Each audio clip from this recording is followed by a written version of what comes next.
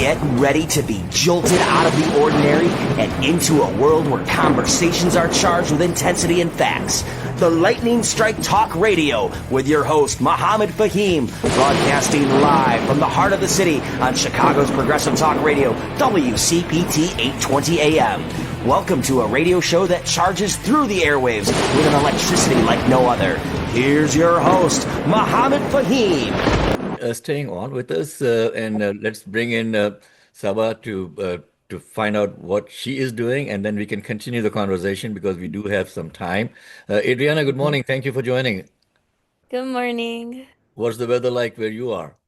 Right now it's currently raining, Okay, so no snow, but just some rain. I'll just wait. You'll get the snow tomorrow. So, folks, I want to bring in Saba Haider, who is running for. What are you running for, Saba? I want you to come in and tell our listeners what you're running for. Good morning, everyone. It's a pleasure to be with you all this morning. I hope you all had a wonderful holiday week, and I wish you all a very happy new year. What I'm running for is Illinois State Representative in District 84, which is the Naperville, Aurora, Oswego area. Okay, so folks, I have known Saba for quite some time, and we've been friends, and I know what her background is. But Saba, I really want you to talk about what your background is, okay? Who you are, why are you running? I know you, but the people who are listening, we have 150,000 people listening all over the country now. They don't know who you are. Introduce yourself. So my name is Saba Haider. I am a small business owner, a mother, and I currently serve on the DuPage County Board as the commissioner. I moved to this country almost 20 years ago, and when I came here, I was about 22 years of age. And when I came to this country, it was a lot of hard work and a little bit of luck. And when I came here, I thought, this is it. My hustling days are over. I've made it to the best country in the world. My life is set. And as I'm raising my family here, and as you know, Dr. White and Miss Howard was talking about, and Fahim, you mentioned, all of the mess that we are in, all the mucky, difficult conversations that we've been having, yeah. not just this year, but for past several years, it made me realize that I have to be more involved, that I have to be more active in my communities. And it started out by being involved in my son's preschool classroom by cutting laminated stuff.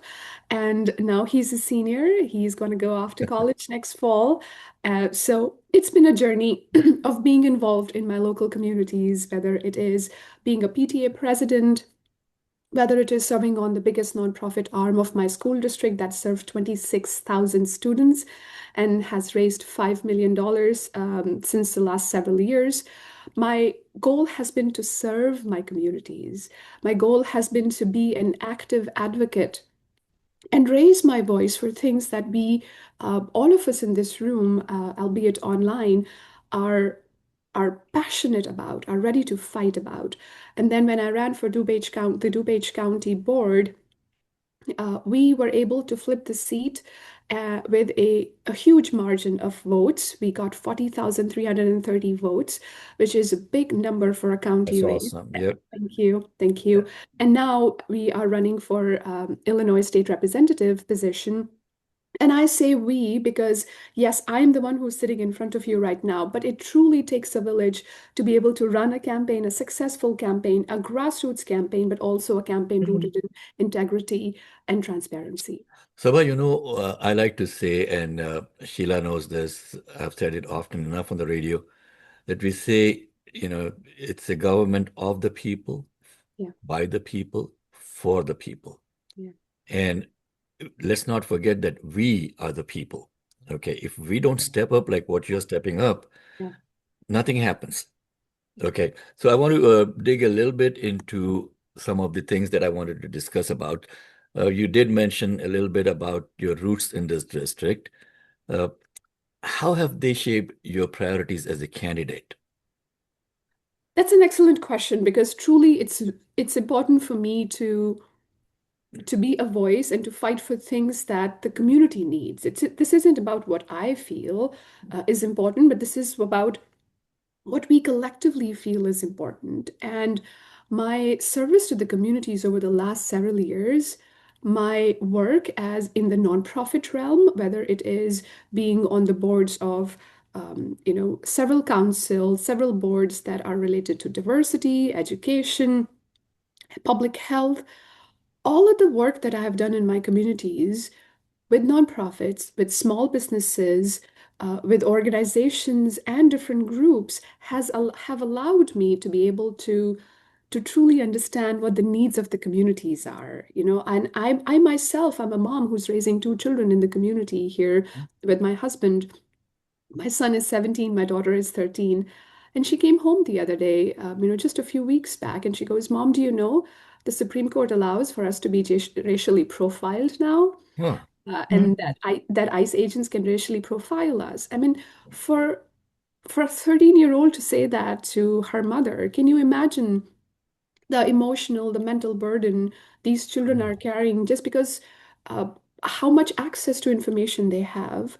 And so my job is to make sure that we are fighting for all of these kids that carry this burden, but we do that by staying connected to our communities, by listening to people, by knocking doors. I'm out knocking doors every day, talking to people, telling them about me, building that direct connection, building that line of communication with them so that they can reach out to me and I can reach out to them, and we are able to truly represent all of the constituents in the assembly soon. Wonderful. So, folks, this is Saba Haider. She's joining us on the Lightning Strike today. She is a candidate for the Illinois State Assembly, District 84. You can find more information about Saba on her website, Saba Haider, HAIDER.com. And she does have a Facebook page also, facebook.com/Saba, SABADIST 84. And you can definitely make a donation to Saba's campaign by going to actblue.com/donate, Saba Haider Dist 84. Let's continue the conversation. You've already answered the next question I had, Saba, but I want to see if Dr. White has a question for you. Yeah, I so appreciate what you said as far as your children coming to you with these concerns. Transparency is an issue in the country. How do you build trust and support, Saba, among voters who may not share your background or identity? Because there's so much going on, and you talk about ICE. That's an issue. That's an issue. So how do you do that? You build trust by being truthful and authentic with every interaction you have, whether it is as a volunteer, whether it is as an elected official that I am, and whether as a mother, I have these interactions as a part of the PTA, part of the nonprofits. Truly, trust comes from Dr. White. Suppose when I'm having a conversation with you today, and then I have a conversation with you a month later, but my values are still the same, and I'm still fighting for the same things, and I'm still being truthful to you. And and and you start to see that pattern. You start to see that, yes, this work is hard. This is work that it can be done only through building consensus. And I think that's one thing that often is ignored in the political realm. People don't realize how important it is for us to build consensus. I am just one of hopefully soon to be the 118 assemblymen in Springfield. So I may have lofty goals, but as long as I am able to build consensus, only then am I able to do anything. Only then am I able to build trust. So the goal is to elect leaders that have the experience of being connected and rooted in their communities, that are qualified, and also that are willing to build consensus, that are collaborators, that are going to build a coalition to get things done, because all alone, one assembly person cannot do anything. And when you start to build consensus, you build trust with your assemblymen, but also with your constituents, because your message is rooted in truth and transparency. So, Saba, It's so important because Aurora is such a diverse community, a large community, a very diverse community, as well as Naperville. So the relationships that you build is so important there. I just want to ask you a question about local labor unions and party organizations and community leaders.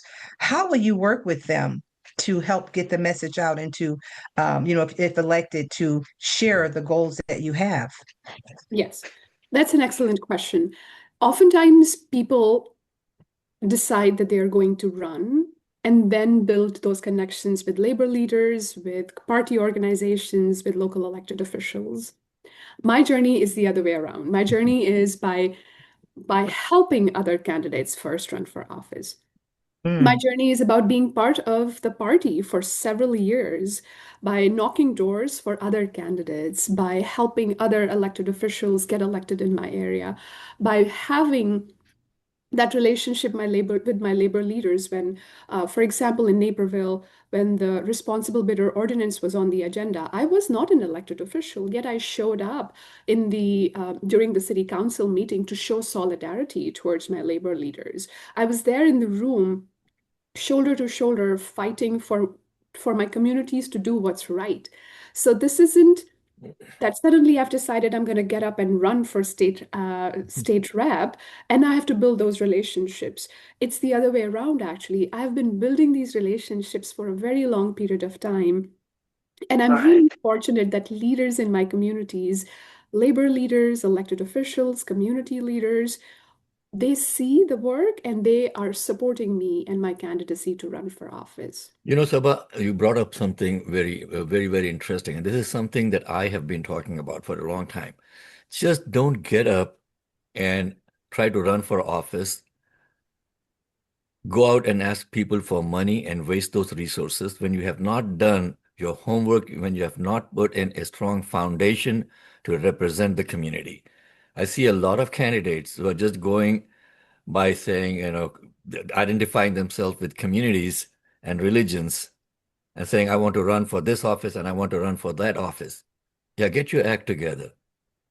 Put in your foundation first before you run for office. I'm so glad that you're doing it. That's why we have you on the air today.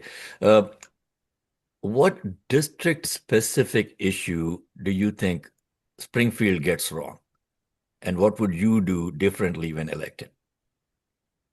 So when we look at the assembly, we look at the assembly as a whole. We see the state of Illinois as a whole.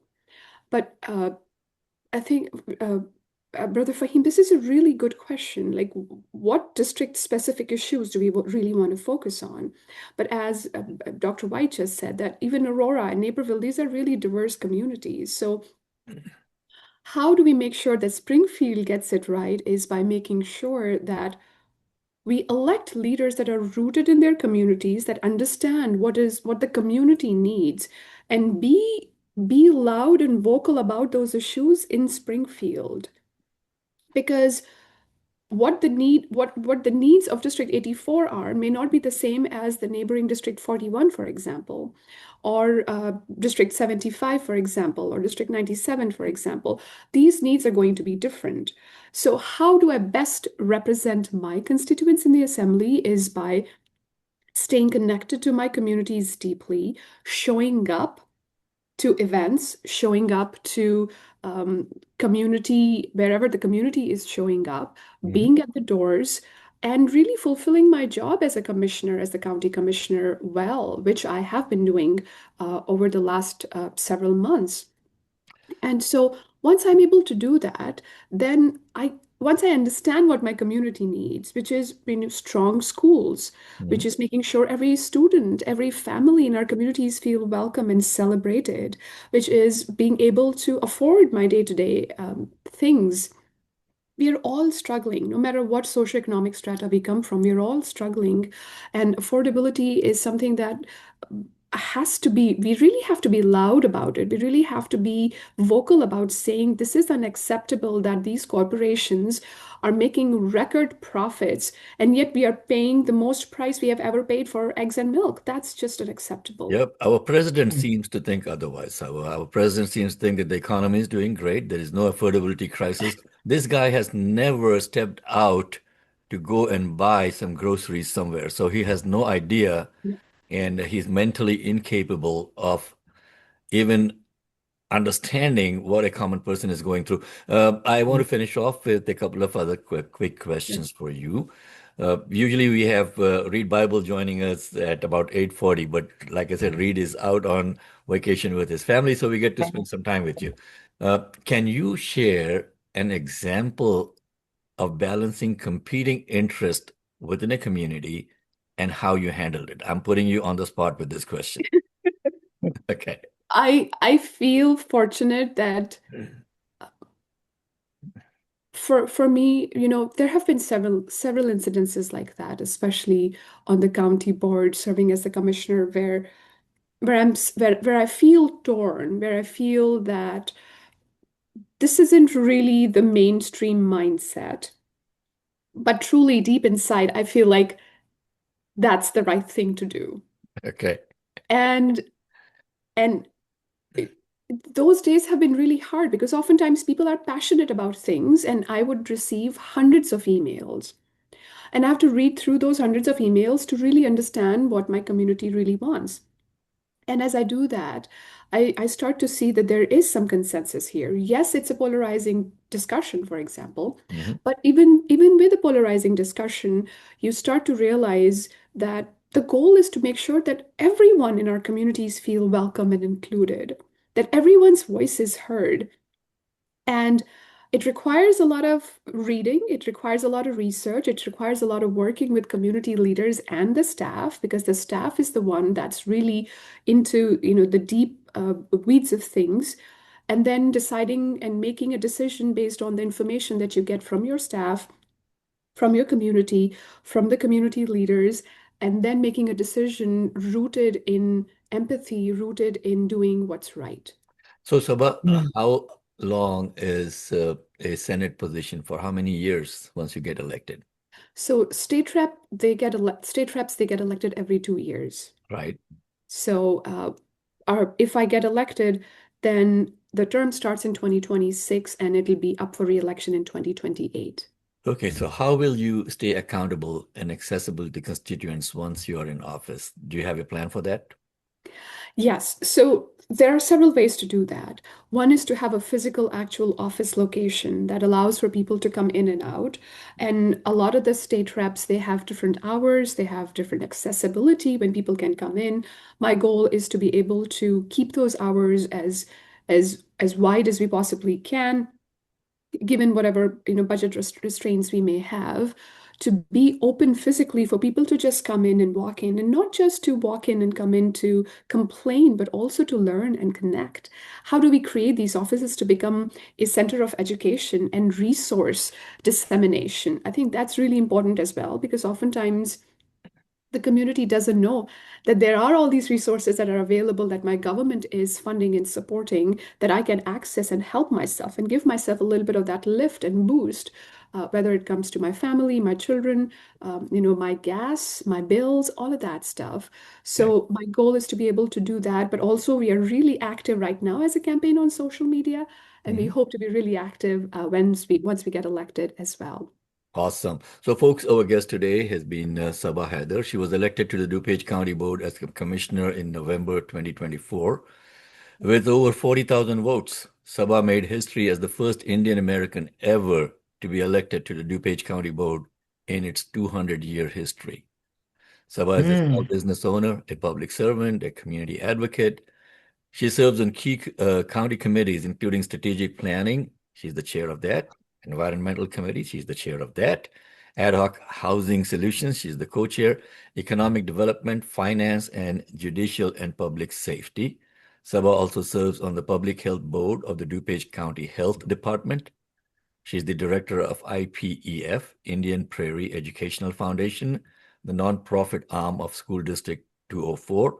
Saba is also the chairperson and co-founder of Will and DuPage County's Democratic AAPI caucus, and she is running for the Illinois State Assembly. You cannot have a better candidate than Saba for District 84. Folks, Saba, thank you so much for joining us. Faheem, it's a pleasure and honor to be with all of you today this morning. Thank you so much, Dr. White. Thank you, Miss Howard. I hear you say you take seniors out to go have fun. Yes. I hope you go out, you take them out to go vote as well. Those are our reliable Yeah, voters. absolutely. And it's been an honor, everyone. Thank you so much, Dolly, Adriana. It's a pleasure to meet you online. And Happy holidays, everyone. Happy New Year to all of you. Thank you so much for joining us. We do have a caller calling in with a comment that he wants to make. Mike wants to talk about